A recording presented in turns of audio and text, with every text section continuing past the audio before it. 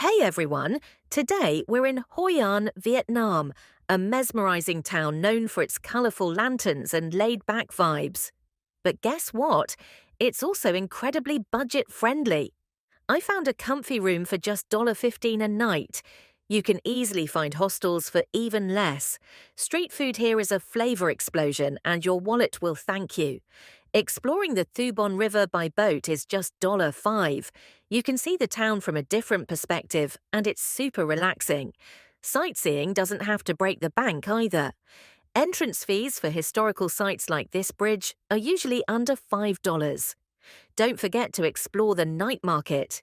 You can find souvenirs, delicious snacks, and even get a massage for under $10. See? Hoi An is a dream for budget travelers.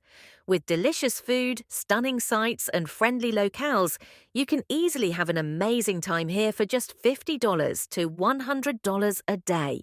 So if you're looking for a beautiful, budget-friendly destination, Hoi An should be at the top of your list.